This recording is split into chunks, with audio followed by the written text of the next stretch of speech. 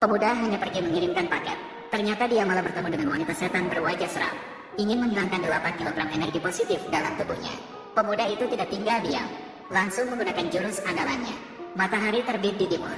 Menyapu tanpa ampun. Ilusi.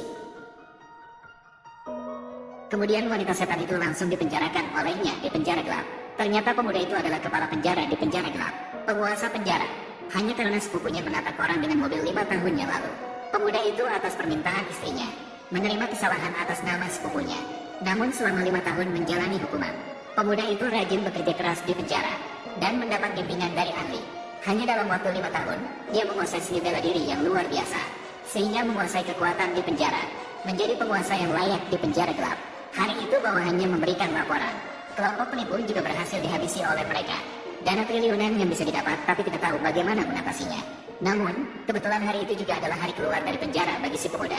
Maka ia langsung memutuskan untuk memberikan aset triliunan ini kepada istrinya, sebagai ganti kompensasi atas 5 tahun menunggu istrinya. Tidak disangka, begitu ia keluar dari pintu penjara, ia dihalangi oleh seorang wanita di depannya. Langsung ingin menikahi si pemuda sebagai gundik. Namun, terhadap permintaan yang tampaknya tidak masuk akal ini. Sebenarnya adalah permintaan yang tidak masuk akal. Bagaimana mungkin si pemuda menerima? Langsung menolak dengan tegas. Ternyata ini membuat wanita itu marah. Langsung memerintahkan bawahannya untuk menangkap pria itu. Akan membawa pulang untuk melahirkan monyet di rumah. Hasilnya, detik berikutnya. Nona Yun, tolong jangan mengganggu saya lagi di masa depan. Saya khawatir istri saya akan salah paham. Kemudian si pemuda pergi ke bawah gedung kantor istrinya.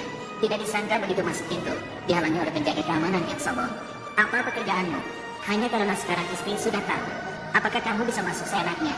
Aku datang mencari istriku. Mencari istri kamu. Istri kamu yang sedang menyapu di depan pintu. Atau di dalam pembersih toilet.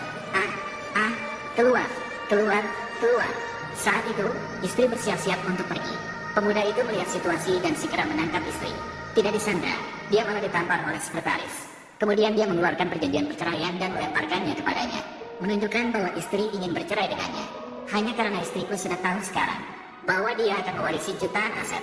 Pemuda itu baru saja keluar dari penjara. Secara keseluruhan, dia tidak pantas untuk wanita. Saat itu juga, mertua dan adik ipar juga tiba di sini.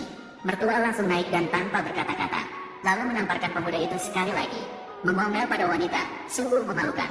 Untuk bercerai dengan pemuda, dia bahkan harus datang sendiri. Kamu bilang kamu satu, yang telah menghabiskan 5 tahun di penjara. Setelah keluar, masih ingin menjadi mantu saya. Apakah kamu pantas? Baiklah, kalian keluargaku bersatu. Ingin mengusir saya.